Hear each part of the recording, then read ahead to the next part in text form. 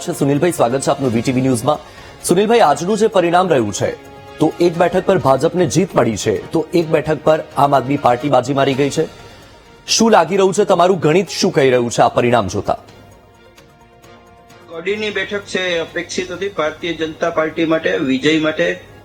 તે એક અનામત બેઠક હતી અને એમાં જ્ઞાતિવાદ ગણિત અને નેતાઓની જે સપોર્ટ અને પાર્ટીનું નેટવર્કિંગ એ બધું લગભગ બરોબર ગયું હતું ને ચૂંટણીના પરિણામો પહેલા ભારતીય જનતા પાર્ટીની તરફેણનો એક જે કહેવાય કે સેન્સ દેખાતી હતી, એક હવા દેખાતી હતી। વિસાવદર છે એ ગુજરાતની હાઈ પ્રોફાઇલ બેઠક બની ગઈ હતી, કારણ કે ત્યાં કુલ 40 સ્ટાર પ્રચારકો ભારતીય જનતા પાર્ટીએ જોડ્યા હતા।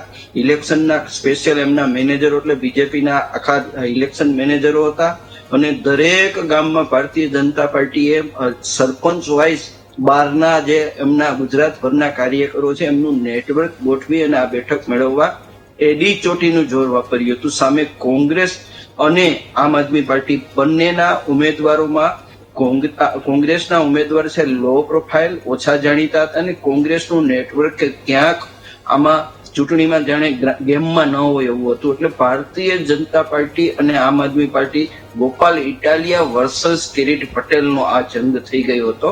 એમાં સૌથી મુદ્દાની વાત એ છે કે વિસાવદરનો ઇતિહાસ છે ને એ ભારતીય જનતા પાર્ટીથી વિમુખ થઈ ગયેલા મતદારોનો ઇતિહાસ છે। પૂર્વ મુખ્યમંત્રી કેશુભાઈ પટેલ 2011ની આ ચૂંટણી જીત્યા બાદ ત્યાં કોઈ ભારતીય જનતા પાર્ટીના ઉમેદવારો જીતા નથી અને છેલ્લે એક તાલુકા પંચાયતની એક ચૂંટણી થઈ હતી, એમાં પણ આમ આદમી પાર્ટીના ઉમેદવાર જીત્યા હતા। એટલે આમ આદમી પાર્ટીને ખ્યાલ હતો કે આપણે કડી ઉપર મહેનત ન કરાય અને અહીંયા કોંગ્રેસને મેનેજ કરીએ તો ભારતીય જનતા પાર્ટી સાથે સીધો સંઘર્ષ રહે અને આ બેઠક ઉપર મહેનત કરવા જેવી છે। એટલે લગભગ માનો ને એકાદ વર્ષથી ગોપાલ ઇટાલિયા છે એ વિસાવદર અને જુનાગઢ પંથકના જે પ્રશ્નો હતા ને એમાં લીડરશીપ કરવામાં ને વિરોધ પક્ષ તરફથી રજૂઆત કરવામાં બહુ સક્રિય હતા। લોકોએ આખા ચૂંટણી પ્રચારમાં ભારતીય જનતા પાર્ટી ક્યાં માર ખાઈ ગઈ અને ક્યાં કોંગ્રેસ નહીં પરંતુ આમ આદમી પાર્ટી ક્યાં વિન થઈ ગઈ અને જે અંડરરેટેડ મુદ્દો રહ્યો ને એ ઇકો સેન્સિટિવ ઝોનનો મુદ્દો એક રહ્યો। બીજો છે ઉમેદવાર જે છે કિરીટ પટેલ છે એમની સામેની જે ફરિયાદો હતી એને એના પક્ષના લોકો સાથેનો એનો જે વ્યવહાર હતો એ પાર્ટી ક્યાંક એની પસંદગીમાં ભૂલ ખાઈ ગઈ એ મુદ્દો રહ્યો। ત્રીજો ત્યાંની સહકારી મંડળીઓમાં જે કઈ લોન કૌભાંડ ને થયા હતા એ બધું બહાર મુખરીને આવ્યું હતું।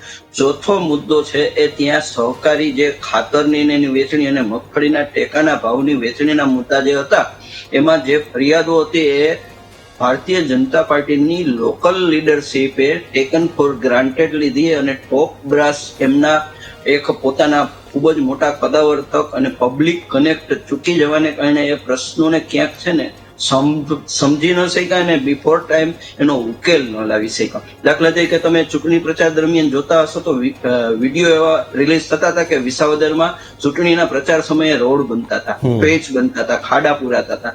તો ભારતીય જનતા પાર્ટીને જયારે સમજ આવી ને કે આ મતદારોને થોડાક રીઝવવા માટે કોસ્મેટિક એફર્ટ કરવા પડશે તો એ કોસ્મેટિક એફર્ટ શરૂ થયા એ પણ મોડા થયા। એટલે આ બધા મુદ્દા છે અને ખાસ કરીને ગોપાલ ઇટાલિયાનો વન મેન લીડરશીપ અને એની પાછળ આમ આદમી પાર્ટીનું ટેકો એનાથી આ પરિણામ આવેલું છે। બિલકુલથી એ તો પરિણામ જોતા એ લાગી રહ્યું છે કે ગોપાલ ઇટાલિયાએ જે મહેનત કરી છે તેનું ફળ તેમને મળ્યું છે। પરંતુ વાત તો એ પણ છે સુનિલભાઈ કે 2022માં જયારે વિધાનસભા ચૂંટણી હતી ત્યારે પણ ગોપાલ ઇટાલિયાએ મહેનત તો કરી હતી, દમદાર પ્રચાર કર્યો હતો, પરંતુ સુરતમાં તેમને હાર મળી હતી। હવે વિસાવદરની જ બેઠક જોઈ લઈએ તો 2022માં જે મતદારોનો ઝુકાવ છે એ આમ આદમી પાર્ટી તરફ જ રહ્યો હતો, ભૂપત ભાયાણીની જીત થઈ હતી। તો શું એવું લાગી રહ્યું છે કે વિસાવદરમાં પક્ષ જોઈને મત મળી રહ્યા છે કે પછી ગોપાલ ઇટાલિયાના નામથી તેમને મત મળ્યા છે? બે મુદ્દાઓ છે। એક મુદ્દો તમે બોલ્યા ને ત્યાં એક વસ્તુ ફિલ ઇન ધ ગેપ કરવાની છે કે 2022નું પરિણામ જુઓ ને ત્યારે તમે એમાં ત્રીજા પક્ષે કોંગ્રેસ આવી હતી ને કોંગ્રેસને 17,000 મત મળ્યા હતા।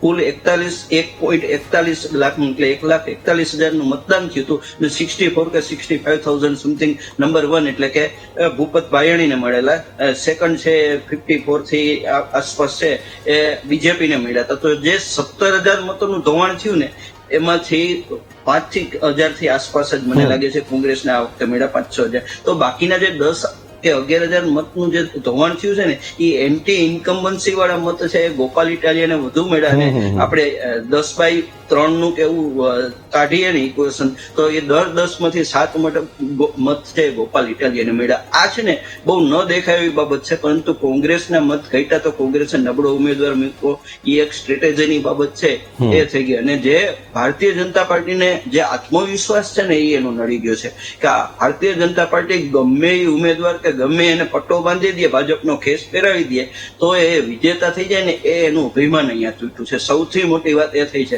કે ભારતીય જનતા પાર્ટી કેટલું પણ કરે પરંતુ મતદારોનો જયારે રૂખ તમારી વિરુદ્ધની હોય ને તો ત્યારે તમારે આનો અચ્છા, તો સુનિલભાઈ આપણે થોડી કડી વિધાનસભા બેઠકની પણ વાત કરી લઈએ કે અહીં ભાજપના જે ઉમેદવાર છે રાજેન્દ્ર ચાવડા કે જેમની જંગી બહુમતીથી જીત થઈ છે, 38,000 થી પણ વધારે મત મળ્યા છે અને તેમની જીત થઈ છે, અહીંયા કયા ફેક્ટર કામ કરી ગયા?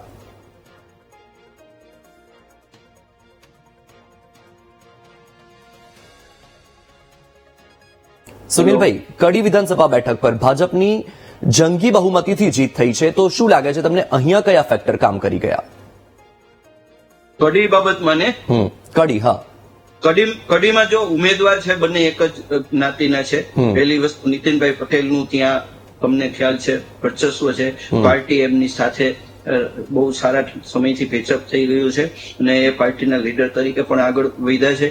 તો ઓવરઓલ ત્યાં પાર્ટી અને ત્યાંના કામ અને એ ઉત્તર ગુજરાતના વિસ્તારમાં અમુક વિસ્તારોમાં તો ભારતીય જનતા પાર્ટીના કામ પણ સારા થયા છે, સરકારના કામ સારા થયા છે અને ત્યાંથી નેતાગીરીનું એક આખી એક બેઝ છે. તો એ ભૂલ પણ નથી થઈ ઉમેદવારની પસંદગીમાં. મને લાગે છે સૌથી મોટું કારણ એ છે કે ભારતીય જનતા પાર્ટીનું બેકિંગ, વિચારધારા, લીડરશીપ અને ચોથું યોગ્ય ઉમેદવારની પસંદગી. આ 4 કારણો છે એ સૌથી મહત્વના કારણો મારી દ્રષ્ટિએ છે મહત્વના. અચ્છા, અને આખું આજે 2 બેઠકનું પરિણામ છે એ જોતા તમને શું લાગી રહ્યું છે કે કોંગ્રેસે હવે મહામંથન કરવું જોઈએ? કારણ કે 2022 વિધાનસભા ચૂંટણી હોય કે અગાઉ 2017ની વિધાનસભા ચૂંટણી હોય કે પછી લોકસભા ચૂંટણી હોય, અને હવે આ 2 બેઠક પર જે રીતે કોંગ્રેસને મત મળ્યા છે તો હવે કોંગ્રેસનું અસ્તિત્વ ગુજરાતમાં જોખમાઈ રહ્યું છે એવું લાગી રહ્યું છે. કોંગ્રેસ માટે તો આપણે 1995 પછી રાહ જ જોતા રહ્યા છીએ અને 2017માં એવું લાગતું હતું કે કોંગ્રેસ છે એ જે વિજયભાઈ રૂપાણીની સરકાર હતી ત્યારે બધું આ પાટીદાર આંદોલન આ બધું થયું તો એ જેને કહેવાય ને પ્રાસંગિક રાજકારણ કરી શકશે એવું લાગ્યું. પરંતુ કોઈ પણ રાજકીય પક્ષના સફળતા માટે 3 મુખ્ય કારણો હોય છે. એક એમની લીડરશીપ, એટલે એક લીડર તમારી પાસે નરેન્દ્રભાઈ મોદી જેવો એક ચહેરો હોવો જોઈએ.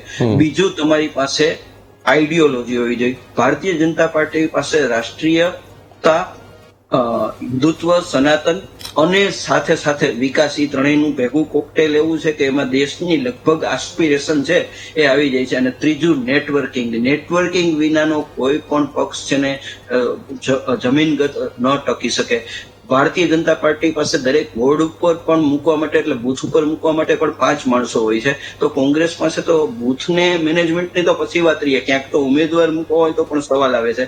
તો કોંગ્રેસ રાષ્ટ્રીય અધિવેશન કર્યું ત્યારે આ વખતે ફરીને ગુજરાતની જનતાને એવી આશા જાગી, કારણ કે કોંગ્રેસનો એક બેઝ છે એમાં તમે ના જ ન પાડી શકો. વિચારધારાનો એ બેઝ છે પણ એમને એ વિચારધારાને વહન કરવાવાળા લીડરશીપ નથી મળી અને સંગઠનને મજબૂત કરી શકે એવું નેતૃત્વ નથી મળ્યું. એટલે કોંગ્રેસ હજી પ્રયાસોમાં ભટકે છે અને જે રીતે વિસાવદરમાં એટલો નબળો ઉમેદવાર મૂક્યો કે એક કોર્પોરેટરમાં પણ ન ચાલે એવો ઉમેદવાર મૂક્યો. તો કોંગ્રેસ ક્યાંય મને એવું લાગે છે કે શોર્ટકટ રાજકારણમાં કે લોકો ભાજપથી થાકી જઈને કોંગ્રેસને મત દે એની આશામાં બેઠા હોય અને કોસ્મેટિક એફર્ટ કરતા હોય એવું લાગે છે. કોઈ ફૂલ ટાઈમ પોલિટિક્સ કોંગ્રેસમાં જોવા મળતું નથી.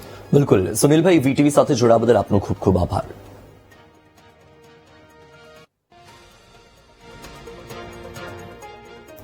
તો આજે 2 બેઠક ઉપર પેટા ચૂંટણીનું પરિણામ હતું, જેમાં કડીમાં ભાજપની જીત થઈ છે તો વિસાવદરમાં આમ આદમી પાર્ટીની જીત થઈ છે. સમાચાર યથાવત રહેશે. રોકાઈએ છીએ એક બ્રેક માટે.